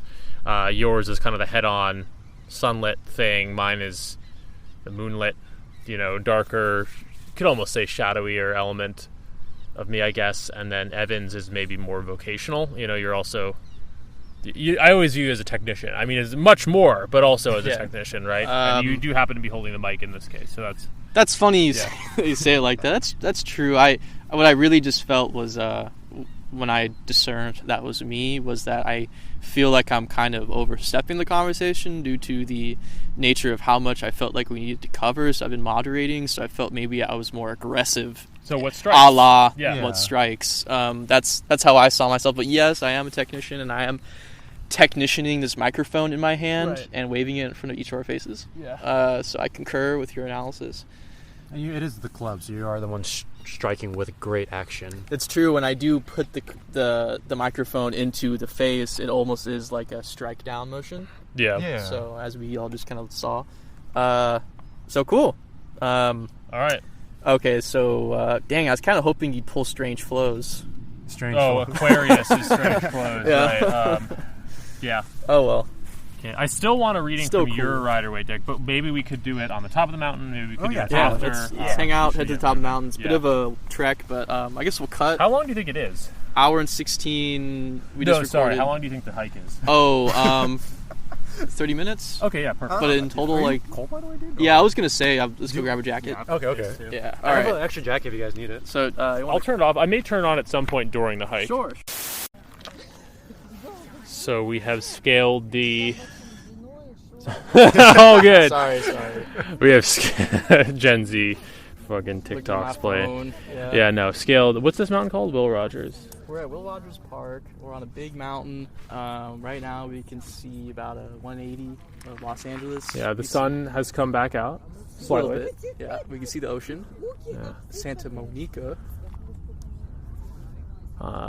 Slightly overcast day, but a nice one. Stunned by its beauty. It's really nice. We have mounted the Holy Mountain. We've had a lot of discussions on our way up the mountain. We've ascended. We're here, encircled at the top of the mountain. We got our cards out. Rudy's got his cards out. About to do a reading from Matt, but I Yeah. think he wanted to talk about some stuff before that. I did. We could start with the reading though. Okay. Actually, yeah. Yeah, totally. Well, okay. I was gonna ask a selfish question, like, am I on the right path in my life? But maybe. You love that question. Yeah, I like it too much. Maybe there's another way I can put this. That's a good one. Think so? Yeah, fair enough. Maybe give me 3 cards on that. So the or way however I you do- want to do it. Yeah, the way you I do do, it. You do yours. Yeah. Yeah, the way I do readings is a bit unorthodox. I actually, this is not by any means, or at least not to my knowledge, a traditional way to do a reading. It's literally something I learned from a dude who had no connection to tarot, but it was just I love so. new stuff. Yeah. That's what it was so weird, and that guy was just such a loony in the best way possible. Freaking loved it. So ever since I got a reading from that guy, I adopted it, and failed the bridge right there, but yeah, I freaking love his style, and hope he's doing all right. Yeah. I'm looking forward to seeing this. I'm personally pretty big on personal methods. Yeah. So All right. Let's see if I can do a rainbow spread on the gravel. It works. All right, pick 3. And don't reveal it yet. Should I look at them or no? Not even. No, not yet.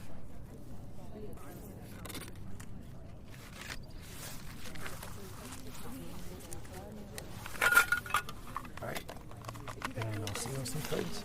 Now, these 3, pick 1. And don't reveal it yet. We'll reveal at the end. Okay. And now these 2, take one in and reject the other. Out of these 2. Love that. Okay. Reject that one. Reject this one. So the question was, are you on the right path in my life? Okay. Yeah. And Or like, yeah. Ace of Swords. All right. So as we established before, Ace is being about the new adventure, and Swords about being the mental realm. So you have, it's almost saying that you have this grand new idea, and this, and from where you're starting at is that you want to embark on this new adventure that's going to help manifest this grand, great idea, the great idea. Yeah. What did you want to see first? What you rejected or you brought in? Brought in. Okay. Oh, Oh. holy crap! That's awesome. Ace of Wands. Now you are ready to take action on it. You have this grand idea, and you are ready to take action. That's what you see in yourself right now. Your journey essentially is going to begin, or it's already on the progress. Ace of Wands. So again, wands are about action, fire. So these 2 pair together. It's start of a grand, or you have that grand new idea, and you are going to pursue. You will have the, what's that one word called? The Initiative? Yeah, the initiative to take on it. Yeah. Now let's see what you. It's not now. Before I pull it, I want to reiterate. It's not an inherently negative card. It's more meant to be like what you're on the unconscious level. The Chariot. Okay. Major Arcana. So the way I always view the Chariot was that it was about definitely for lack of a better word, for me it's always about confidence. It was always about kind of knowing your own way, knowing your own path. to say a little cheekily. Because as we see in the imagery right here, now it's not the most orthodox method of interpretation, but we essentially see a man who is invigorated on his path, looking constantly forward, perfectly balanced, moving away from establishment of comfort. He's essentially embarking on his own journey, but he's someone who has the inner confidence to do so. It's kind of funny though that's the one that you rejected, that's the one you're kind of pushing away. It seems that you're really gung-ho about starting this adventure of yours, and you have that grand idea of it, but it's about what I can take from this is it's about self-doubt. Your life is not in balance. You don't.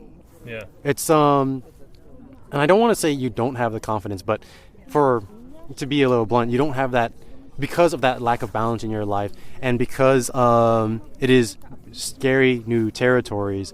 You won't have that same sort of just innate confidence in yourself. You are not able to look clearly forward, and so it's almost saying that almost like a great labyrinth of choices, a great many winding paths are gonna be essentially presented to you, and essentially you're in that. I don't want to say fork in the road. You're essentially have all these different winding paths, and it is almost as saying that you need to have that confidence to move forward.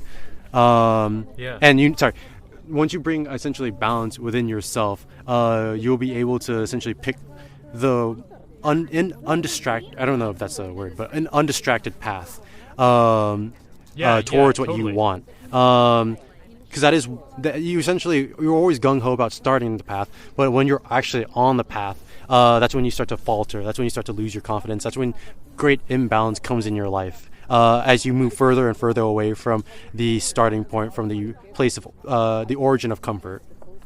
But I see that oops. Yeah. I got the card. Okay. This resonates very much.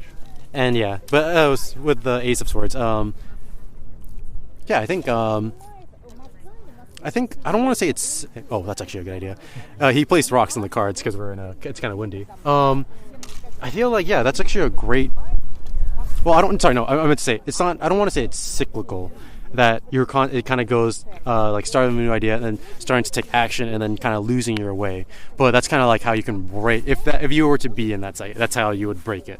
To bring balance in your life and finally find the path that actually leads. It's kind of like those mazes, and that's why I brought a labyrinth before. It's like the maze you would find in cereal boxes in the past, where like they have all those unwinding paths. You essentially need to be directed forward and constantly forward, equally balanced. This is kind of a weird analogy, but if you ever gone surfing, you can't just like lean too far. Yeah, you can't lean too far to one side. You have to have really great balance if you want to keep on riding that wave. Yeah, no, I really like that a lot, and I appreciate it. Thank you. And that resonates a ton. The question, and it's a generic one, and the mere fact that I always ask this is kind of indicative of what you're saying. I ask the question, am I on the right path in life? It's something I worry about constantly. And then, the card still blew away. We can even put them away if you need. I put bigger rocks. Yeah, no worries. But the mere fact that I always come back to that question is indicative of sort of what you were saying, that there's a lot of winding paths, so the confidence wanes fast, even as I move forward. Well, it's because you're also moving away from the origin of comfort. It's kind of like that explosion of ideas, that great initiator. Once you move further and further away from it, the less confident you get and the more unbalanced you become. Definitely. And in terms of astrological correspondence, the Chariot corresponds with Cancer, and that was the card we indicated. That was mine in the symbol deck down in the field. I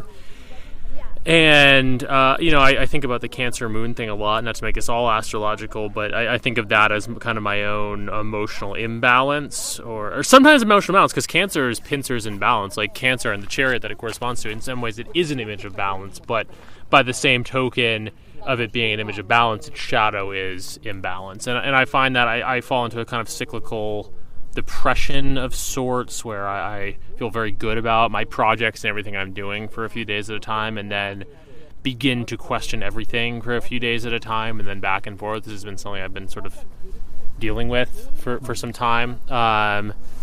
And so your reading really, really resonated. Tarot often resonates, but this one really did, and I take that we have these two aces, and one of them is the one that I selected rather than rejected. That feels good, but I do think the issue is this failure to maintain my Cancerian sort of emotional balance. Quick objection. So essentially the fix is to meditatively assert your projects without thought, just action, because it seems to be that's like the problem. I would like to think so. What do you think? I agree, and then I also think that you had to kind of that was kind of like what I was talking about earlier about when we channel, well, not in this case, but like when people channel demons inside of them, it's kind of like you had to channel this spirit of the chariot, someone who's able to just essentially look forward constantly, kind of like for a complete and utter lack of a better term, like a Chad-like straight yes, definitely. look forward. Yeah. Because like I'm no Chad, you know what I mean? But like if I acted more like one, yeah. You gotta embody. Well, it's really Yeah. silly, but it does tie back into the whole like mimetic analysis. It's like the Chad is like an archetype. It's a very modern take on one of the heroic archetypes, but you want to essentially embody that in order to get out of this maze, because it's not that it's not that you make your own maze. You are constantly going to be finding yourself within a maze, not your own, but a maze that you had to like life, and then like you have to like navigate out of that. And if you're constantly in that cycle of moving, or if you're constantly in the cycle of needing to return to the origin of comfort, it's never going to work out for you. And that's what you need to embody, is that essentially that confidence within yourself, for lack of a better word. And not to get too into like the topic of like self-improvement and all that kind of stuff, but like for this one, it would suggest that you need to bring about better balance within yourself, and you need to find a way to channel within that sort of confidence, and there's like a better word for it, but it's escaping me right now. But you need to find a way to channel in those spirits, or that certain archetypal role, in order to beat this game, this maze. Yeah, no, that resonates a lot. Yeah, so maybe just lift, right? Yeah. No, I actually was thinking about that the other day. I was kind of in a depressed mindset and did some weightlifting, and it did help for, because it kind of overrides the thought function that can lead you down these empty and depressing paths. Whereas putting in things into physicality, which could be lifting, or it could just be with projects too, sort of overrides that function, and you surf the wave rather than falling off the board. Yeah. Yeah, I think that fits pretty well with it. I think on the topic of recent memetics, there was this thing going around about the concept of inner monologue, and I think as it turned out that it's actually the most intelligent people who lack an inner monologue. That's awesome. Which is funny, because I do think that to an extent, because within magic as well as enlightened people, they don't ponder, or even Nietzsche talks about how pondering is kind of the essence of a weak person, in that you are disallowing yourself to think ahead and perform with right action, pure action. And I think that's what Nietzsche espouses, but more so monks and Ram Dass especially is just like, be here now and focus on the now, and you'll act right and with your truest self. Yeah, it's kind of like it also reminds you of Musashi. I don't know if I'm pronouncing that right. Musashi. Mm-hmm. He's one of like the greatest Japanese samurai, and he didn't even really put it in that elegant of a way, but he was more like, I never really thought of what I was doing until I reached the age of like 30, and by the time he was 30, he defeated like countless of his opponents, and he was seen as like just a genius in like in the samurai world. Yeah, my life has been the opposite. You know what I mean? Up to age 30, all I did was think. Well, it's the Sagittarius, right? And also the times we live in, of course, too. Yeah, definitely the schizophrenization of the internet and such has played an effect on us. But it's okay, you know, because that's just like that's natural. Yeah, it's embrace modernity. Don't reject it. Embrace it and internalize it. We cannot return to monkey because monkey is past. We now a better human. Yeah, our modern bodies built for modern problems. Yeah, excellent. I really, really appreciate the reading. Totally, dude. I'm happy you liked it. Yeah, it made a lot of sense. Well, to continue, to start, to end where some would have started, I am, we met really, I don't even know if we actually talked for long at Meme Analysis's thing last April. I think I just saw really your, briefly. Orientation. We may not have talked. Did you leave early? A little bit earlier than some. I think Either way. So we know we both have that in common, but I don't know your whole story. So how did you get into tarot? How did you get into esotericism in general? How did you get into meme analysis? How did you come to that event? These kinds of things. So it all actually kind of started with meme analysis. At least that's what I'm most conscious of. Because before that, like I really enjoy like. Sorry, there's a few gusts right now. No, I really enjoy like these kind of like abstract topics, and but never really focus on any one in particular. But that was until I saw a meme analysis like several years ago. I think the first video I saw was his take on VTubers, and before that I only briefly kind of knew what like metaphysics was and like all that good stuff. And when I watched that video, kind of like brought now, and everyone who's like my age will know memes and like have some affinity towards it. But his it's kind of like talking about how the whole, I think it was talking about like the devouring mother and all those different like archetypes within VTubers, and it kind of like lit a light bulb in my head. It's like, oh damn, like that's actually pretty rad. Like just this stuff is real. Yeah, knowing that like there were influences within like these very weird abstract forces that help that essentially influence your consciousness. And from there I just went on a complete like rabbit hole, even beyond like meme analysis, though I still really enjoy like now when I look at memes, it's kind of, you have to look at kind of like you can't go back. You took the meme pill. Yeah, exactly. You can't look at like the influences that memes have, both in their and the origins that could have compounded together to create such mimetic forces. But yeah, no, and then after that, like, then I just went down like a weird rabbit hole, and I also, like, you guys were talking about like synchronicity and stuff. After that, I just started meeting a lot of really weird, and when I say weird, I always mean that in a very positive connotation. I just started seeing a lot more weird people, I guess because I bring around tarot cards now, but so I kind of like draw people in. But social synchronicities are very common, I find. Like once it's like, I mean, I don't even have to be that mystical to look at it. Just like once you start putting that energy out there and asking these kinds of questions, you definitely attract a lot of people who have similar questions.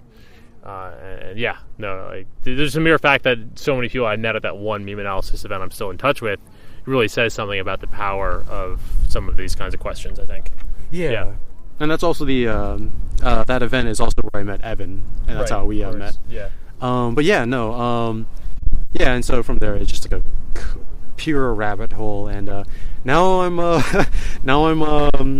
I'm very privy to clown conspiracies about demon clowns. Now you're really good at astrology. Sorry, not fucking astrology. I'm fucking sorry. Tarot, my bad.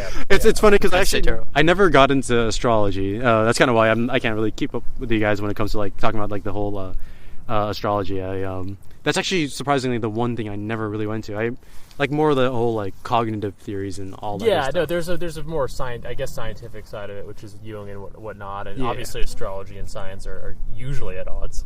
And also, but I also really love like archetypes and culture. I think which astrology ultimately why I like astrology is because of the archetypal angle. Like it's not so literal minded usually, but because it ties into, like, I got into tarot first, and then you start to realize, like, tarot maps onto astrology in X, Y, and Z ways, and it's all just archetype work, really. Yeah. And whether you say whether it matters that I'm a Sagittarius or not, like, there's a version of the story I tell about myself in which that can be an enlightening part, I think. Yeah. And then also myths and mythology. That's actually something I've always really been into ever since I was like young. So Yeah. that's also like before for me it was like cool stories, but then like now from an analytical point, oh my god, they actually and it goes even beyond like archetypes. It's more even like there's so many different ways you can have takes on mythology and like how it influenced people, and it just I would highly recommend anyone get into like mythology. Yeah, totally.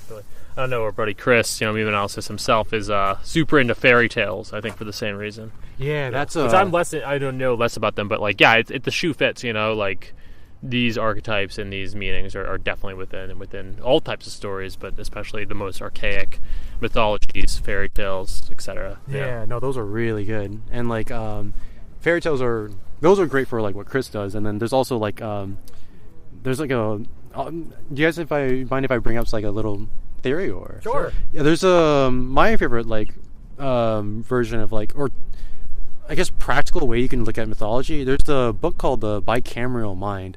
I always bring it. I still have yet to read it in full, but basically the whole gist is that like the brain used to be divided between left and, well, actually no, it's always been known that it's been divided into left and right hemisphere. That's kind of like common knowledge. But before, they say in like during the Bronze Age, and this is just a total paraphrasing, before how our brains used to work was that the left side, I think, essentially gave commands to the right side, and there was no sense of I or agency. So the way it works is like people would kind of hear these voices and they would assume these were gods, and they would then command the right side to do action. So like an example of this, I think, is like when a hero asks for strength, he doesn't like will himself, like I need to find strength within myself. He will like pray, he will like give a short prayer and be like, Athena, give me strength, and they would be endowed with the strength. It's kind of like it's kind of like if everyone was a schizo back then. That's like essentially the whole theory. And like so like a scientific almost, or neuropsychological explanation for how prayer and invocation works. Like, or how cognition also worked back then. And then again, totally paraphrasing, but like you would see this in examples of like how old mythology was written versus how like new tales are written, whereas people like new tales would have like morality tied to them, whereas old tales would have commandments tied to them. For example, like back then, like I think old mythology would essentially have rule sets that you need to follow strictly, or else things just won't work out, versus new mythology, or sorry, more recent mythology, where it's about like moral quandary and like you should be doing this in order to like be the, like, I guess for lack of a better statement, best version of yourself. But stuff like that is like cognitive stuff like that, and like how it all ties in. It's just very like interesting, fascinating. Definitely. I appreciate your approach, and like a very well grounded approach to it is, I think, good. Yeah. I guess that's why I'm a Earth sign, even though I'll appear like a schizo to anyone outside. No. I get the Earth groundedness coming through in a good way. I like to think of myself similarly, is approaching this in a way that's not totally inimicable to science. But obviously that strays a bit from the more sterile scientific path, of course. Oh yeah. But I do think there's deep level psychological explanations for so much. Yeah. And I think sorry, I don't know if you guys want to like change on to a different topic. No, it's okay. I think more and more people are gonna be like this. Kind of like seeing the meme analysis, like that channel. I wouldn't say like, well, like it's getting it's continuing to get a good following. But I think we were talking about this off the camera, like off the mic. Kind of Richard Dawkins style atheism is out. We all know there's stranger flows, to paraphrase the name of this podcast, and the Aquarius signifier in the symbol deck. But there's things out there that are stranger than a more simple-minded or a more straightforward scientific approach to the world can really explain.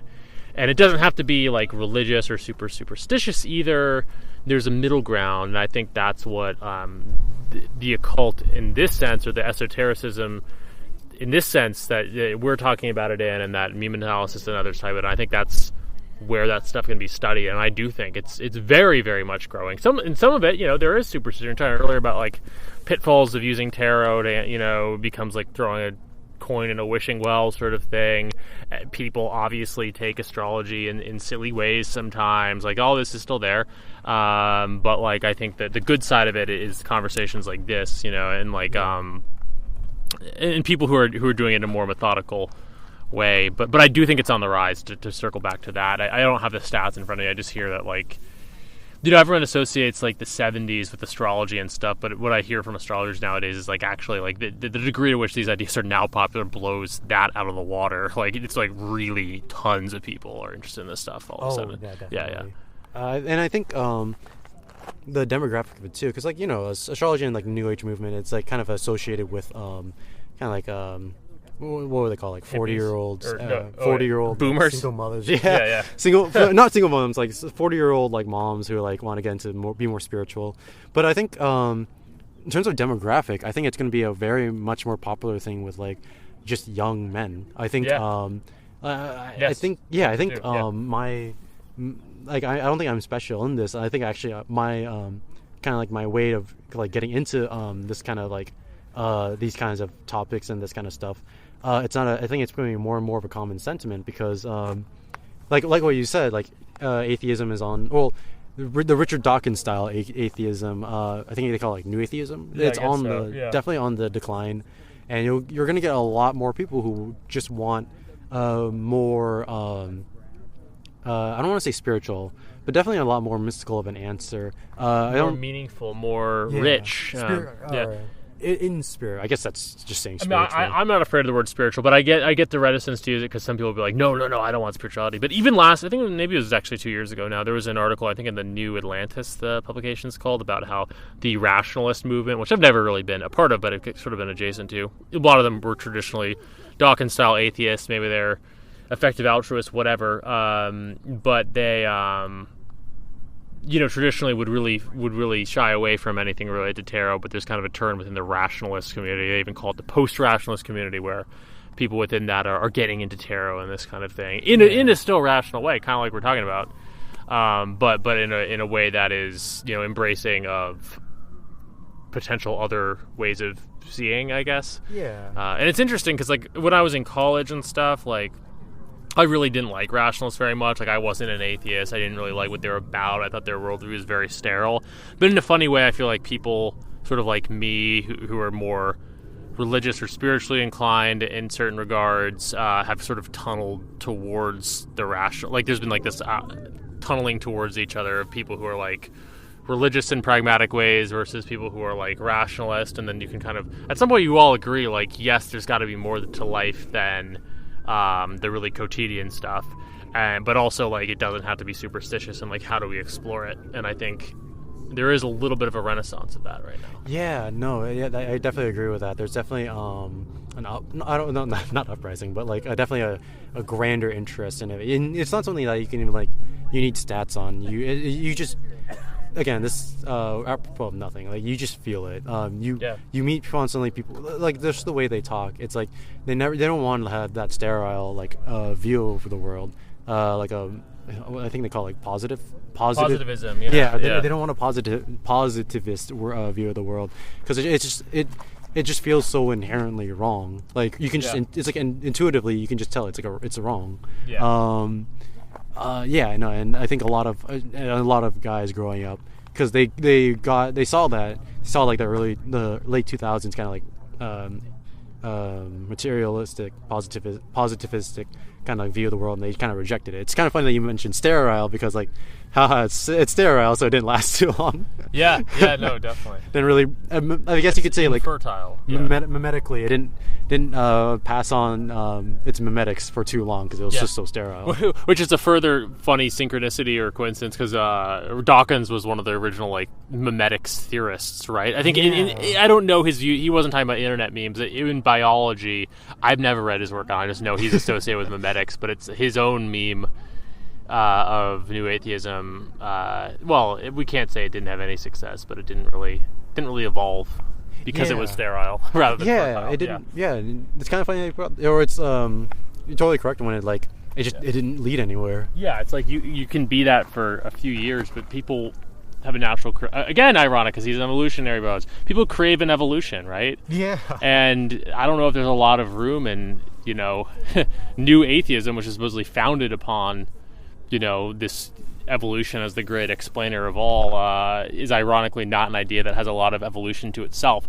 Whereas esotericism and religion in general, but esotericism, especially in Kabbalah, is like very much rooted in that sense of how can man, even Jungian psychology, it's this notion of process and development are so central, and people really crave that, I think. A really important, on the topic of development, the New Atheism movement I found to be so essential in that it was more so I found to be a rejection of conservative Protestantism, which gave way to, a really hard rejection of, Christianity, which gave way to eventually the realization of something other than Christianity, of the spiritual. Because when we think of the Reddit, at least the Reddit New Atheism movement, we think of it as American.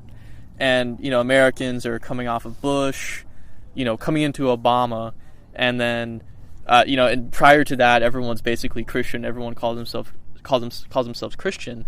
And what we're seeing right now is the rebound of the rejection of Christianity into more spiritualist American practices. Because as we've seen in Mitch Horowitz's book, Occult America, where it's just like, we're laughing about that, we're giggling about that. We're not going to go into why we're giggling about that. Anyway, point is that America is founded on weird spiritual practices to an extent, and like California, even in particular, too. You could add, but yeah. Oh, Los Angeles in particular. But point is that you can only reject this stuff, for so long until eventually something happens to you, or you at least think a little bit. Because just to give credence to what I said, this is only anecdotal, but looking at the New Atheist movement on Reddit, it was so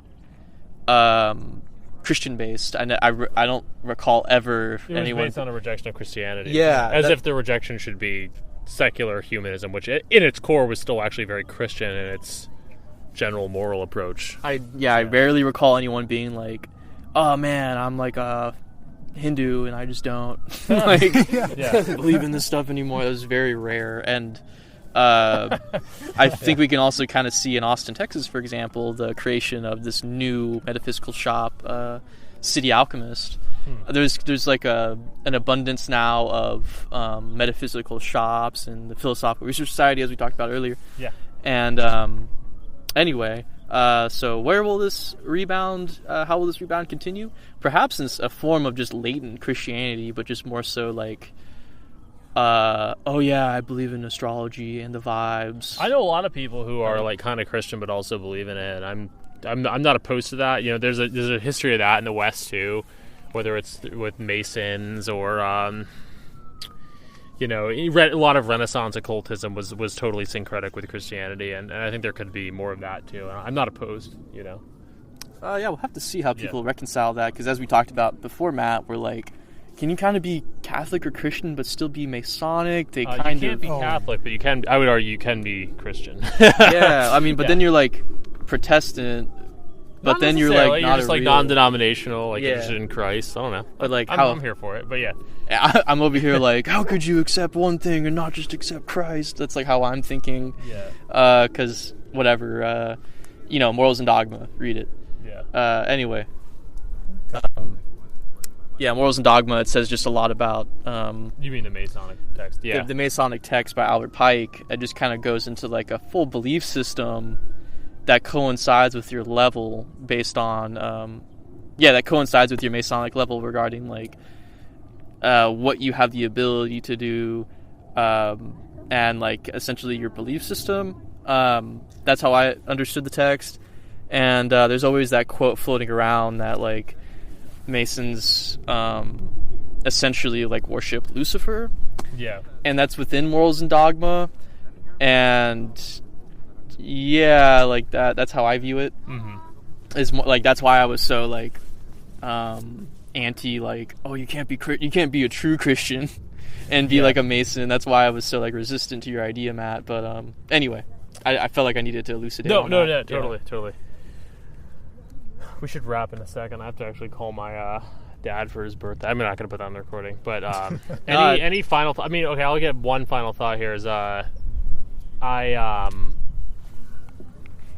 just think there's something. I think that's where the esotericism. Dude, you know what's really weird? It's my dad's birthday too. Really? Oh, Yeah. Aries, What the fuck? product of fire. That's very weird. So you guys have like Alright. twin Are you gonna dads? call? Well, maybe I will have to leave that in the fucking podcast now. Yeah, definitely a weird synchronicity. Synchronicity. Yeah, very weird. Okay. Are you gonna call your dad at some I point? need to call my dad. All right, we Because can- I actually had a conversation with my mom about that last night. Yeah. All right, cool. Cool. Anyway, so I was just gonna say, well, that's more interesting than what I was gonna say. But basically, just that I think the kind of political question we were talking about politics sort of off the mic here, and the As we confusing hiked. times that these are for politics and open questions about who's on the good side, who's on the bad side, right? And it's not an easy time for that, in my opinion. But there's a basic spiritual desire. I was talking about the spiritual desire for evolution. I think that applies to just life in general too, and we don't want to be fed this like sterile image of like, yes, fitter, happier, more productive, to quote from Radiohead's OK Computer, we want an existence that is challenging, that we can grow in spiritually as well as just in life and politically. And I think that what a lot of young men especially, and I think that felt more keenly by young men a lot of the time, and I think there is this desire for new spiritual and political paths that facilitate that over a kind of baseline humdrum existence that I don't baseline humdrum existence that would be kind of sold to us by the powers that be, so to speak. And I think that's, in a lot of ways, that's what this podcast is about, I think. Yeah. But hey, Rudy, you have any final thoughts? My closing thoughts would kind of be piggybacking off of that. Where, I think you have all this like latent energy of people wanting to have, and this is what I'm about to say is not anything new, but like you have this all this latent energy, and people need to have avenues to express it or to follow different things. What I will say, and it kind of does tie back into like the whole, like when I briefly mentioned like the whole VTuber thing, I think we will have a resurgence. I do think we'll have like a resurgence of like idol worship. I think it can take on many forms. It could be like political leaders, like what Matt was kind of alluding to. It can take it on the form of like actual like people and like kind of cult of personalities and all that good stuff. But I think it might go even further than that. We're already seeing it with again a little might be a little cheesy, but you kind of see that with like VTubers or like the whole waifu anime thingies. Yeah. People will not stop worshiping things, and they will direct that energy towards new, but it's more like recycled gods and archetypes. Yes. You already see like people spend like crazy banana monies on like Gargara and like all these like fake people. Hatsune Miku. I'm actually going to go to a Hatsune Miku concert. And you see people spend all this money, like crazy amounts of money, and those people who do it now still are kind of like the dedicated ones are still people who are kind of like, I'm not going to say, well, I will say weird, and again, I mean that in a positive sense, but like you more and more see people who carry around symbols, and like just driving here, I saw Pain from Naruto on just some back of like some Ford freaking Raptor, and like you'll just see you'll see more and more people really start to worship idols. Yes. Going further than even just fandom. They will start genuinely worshiping, because like someone like I'll wrap up the tangent soon, but like someone like Garguro is not tied to any sort of like franchise or not tied to any story. She's more of just like a being to watch and idolize. So I think all that latent energy will go into these new idols, these new recycled archetypes of gods. I don't know where it's going to go from there, but that sounds really exciting, and I kind of want to be there for that. Right, there's pitfalls to it, but there's potentiality in it, and I think it's going to be interesting. It's going to be interesting, and we people like us, hopefully with our whatever esoteric knowledge we do have, can chart it and hopefully guide it in a good direction. Yeah. Well, I don't know if we should. You can cut this off, but like we were mentioning on the hike up here, I mentioned briefly how people, even like people who would otherwise say they're not spiritual, or they say they're very, I guess, science-based. There's a growing interest, or there's a growing need for like that spiritualness, and you'll see it in like things like A24 films, where like they have that huge there's always like a pagan A24 film. And so I was bringing up like how we might have like the cult of the bear for like Californians or something like that. No, definitely. Yeah, it'll be interesting to see where it evolves. I think any final thoughts, Evan? No. This has been Strange Flows. Yes. Thank you all so much. Thanks, Rudy. Yeah, dude. Thanks for having me on. Sure guys. thing.